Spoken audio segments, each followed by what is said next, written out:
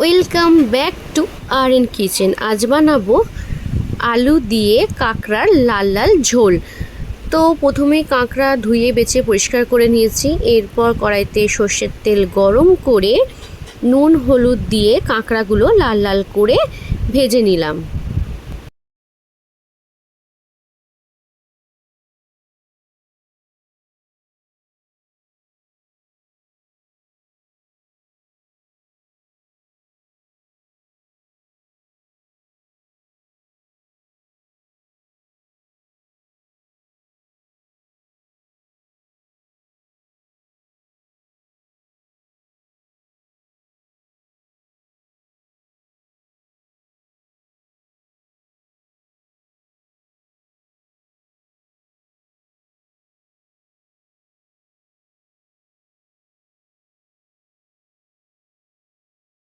কাঁকড়া লাল লাল করে ভাজা হয়ে গেছে।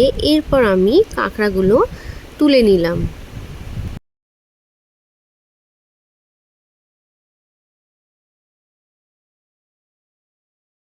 ওই কড়াইতেই আরও কিছুটা সর্ষের তেল গরম করে আলুগুলোকে ভেজে নিলাম সামান্য নুন আর হলুদ দিয়ে।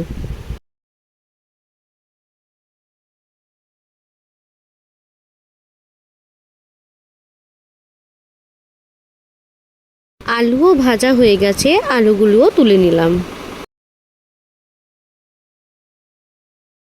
সর্ষের তেল গরম হয়ে গেছে। এরপর দুটো তেজপাতা আর দু তিনটে এলাচ ফোড়ন দিয়ে দিলাম, হালকা নাড়াচাড়া করে নিলাম। এরপর বড় বড় চামচের 2 চামচ পেঁয়াজ বাটা, 2 চামচ টমেটো বাটা আর ছোট চামচের 2 চামচ আদা রসুন বাটা দিয়ে সমস্ত মশলা একসাথে কষিয়ে নিলাম।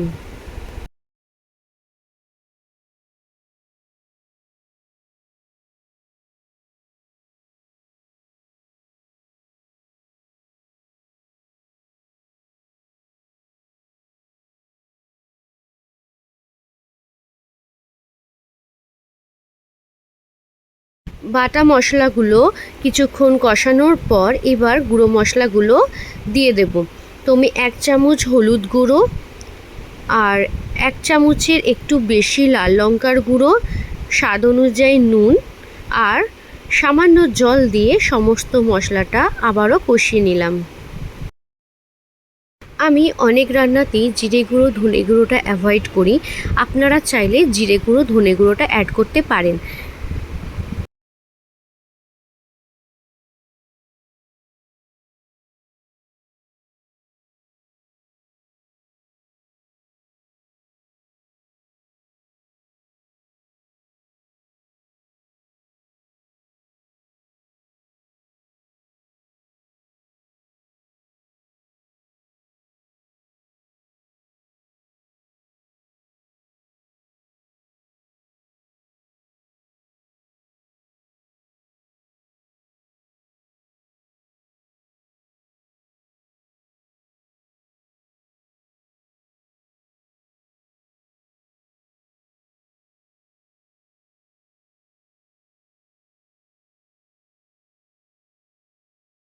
মশলা কষানো হয়ে গেছে। এরপর ভেজে রাখা আলু আর কাঁকড়াটা দিয়ে মশলার সাথে কষিয়ে নিলাম।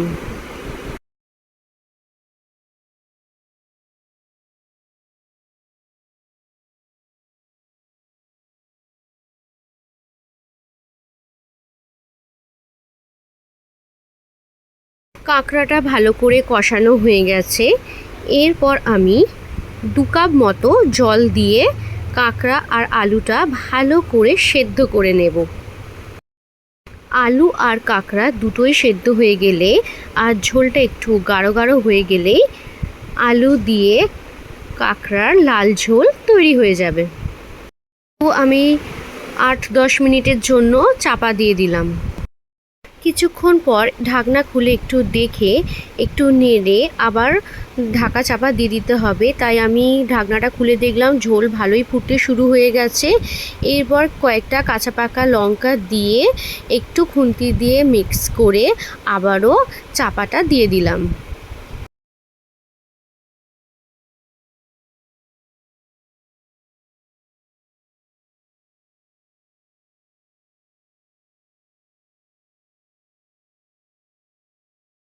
10 মিনিট পর ঢাকনাটা খুলে দেখলাম ঝোল অনেকটাই মরে গেছে, গাঢ় গাঢ় হয়ে গেছে, কাঁকড়া আলু দুটোই সেদ্ধ হয়ে গেছে। এরপর ওপর দিয়ে একটু গরম মশলাটা ছড়িয়ে দিলাম। বাস এবার একটু মিক্স করে নামিয়ে নিচ্ছি। আলু দিয়ে কাঁকড়ার লাল ঝোল। আলু দিয়ে কাঁকড়ার লাল ঝোল তো রেডি গরম গরম ভাতের সাথে খাওয়ার জন্য। তো আপনারাও ঝটপট বাড়িতে বানিয়ে ফেলুন এই আলু দিয়ে কাঁকড়ার লাল লাল ঝোল। আমার এই রেসিপিগুলো যদি আপনাদের ভালো লেগে থাকে তো প্লিজ একটা like, comment, share and subscribe করে দিও আমার চ্যানেলটি। পাশে থাকা বেল আইকনটি প্রেস করে দিও সমস্ত রকমের আপডেট ও নোটিফিকেশান পাওয়ার জন্য।